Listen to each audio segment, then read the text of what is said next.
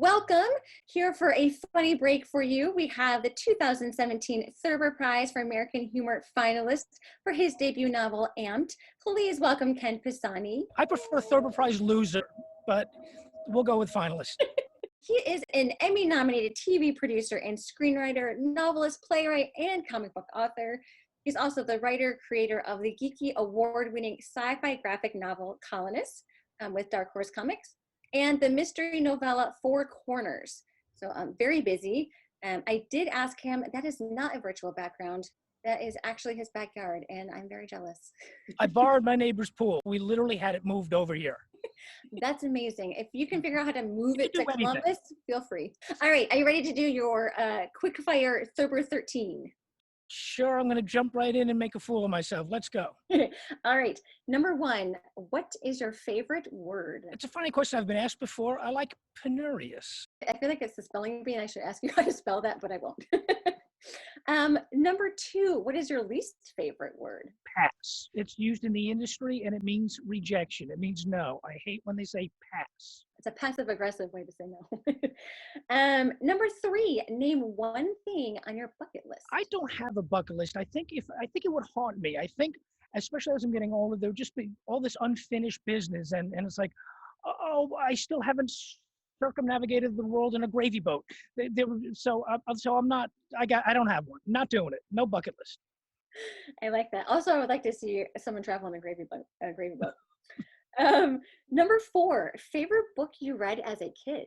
Probably like a lot of kids, I loved all the Peanuts books, but when it went up just a notch, there was a book in my grammar school called The Maybe Monsters. And it had, like Sasquatch and the Loch Ness Monster, but also had a lot of crazy shit that you never heard of.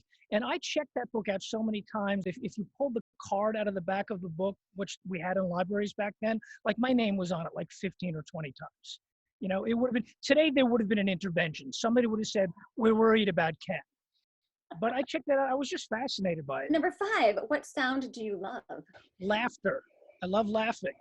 Even when it's at me. It's never with me. It's always at me. I like laughing. Number six, what smell do you hate? Boiled cauliflower. Number seven, who is your favorite humorist? Like, does anybody want to grow up and say, I want to be a humorist? Can I go to humorist school? Where do I major in humoristology? Meryl Marco, she wrote a book recently called We Saw Scenery that's just funny and poignant and vulnerable. And she's a great humorist. She's really responsible for why David Letterman was so good. I love John Hodgman. I think every sentence he writes is funny. And also a Thurber Prize loser. And, it's a great club. Yes, it is a good club. I'm going to start a club. If you were sent to a deserted island, what one thing could you not live without? I'm not a capable man. I really can't fend for myself. Like, this backyard is as rough as it gets for me. So a desert island, I wouldn't last 48 hours. But one thing. Okay, a honey wagon. Those big trailers they give to movie stars on location. It's got everything in it. It's got a kitchen. It's got a full bar. A honey wagon would be the one thing I would take on a desert island. Number nine, what folly of humanity do you find the funniest? Certainty, control. I think control. We all think we have it, and none of us do. Exactly. All right, now this is a tricky question. There's no judging in this. In the Thurber. Uh-oh, here comes trouble. I will say that we are in the company of a Thurber-like cookie jar here.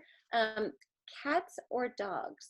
I have the Thurber dog. It was a runner-up prize that I got that myself and Adam Thier both enjoyed when we lost to Trevor Noah. Did I mention I lost the Thurber Prize? I had no idea. Well, it's funny. Cats or dogs, I have an easy way out. I'm allergic to both. So you're a neutral cat dog person, clearly. I'm a little neutral, although we have a little neighborhood stray cat that I take care of. And I feed her and I even let her in to sleep at night, which you could never do with a dog because I let her in and put her in a room and she's fine. If you did that with a dog, he'd be howling all night. And so the temperament, I guess, will lean a little bit towards the cat. I'm sorry, James Thurber.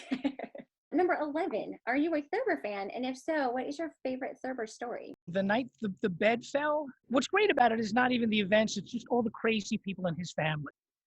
And all of us who have families, they're populated by crazy people. So it was just really fun to watch, to read about all the weird, crazy people in his orbit. It's also a favorite of mine, and you can kind of walk through it at Thurber House, which is an extra bonus.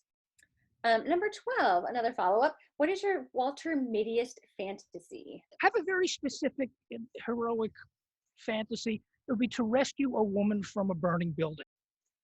Oh. And she'd have to be a very light woman, because I'm not a strong man. Bursting through the door, the flames, and coming out, and you're carrying somebody, maybe a baby, a toddler. A baby would be better. I rescue a baby from a burning building.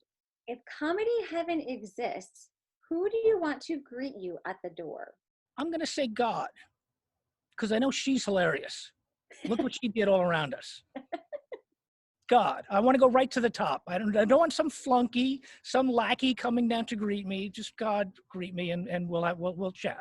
Oh my gosh, thank you so much for doing this, Ken. Is there a prize? There was no Jeopardy music. I didn't feel pressure. Did I lose again? Did Trevor Noah score higher than me? I need to know these things. I think you did great. Before we sign off though, is there anything you want to update us on, any projects or anything, website or anything you want to promote for us?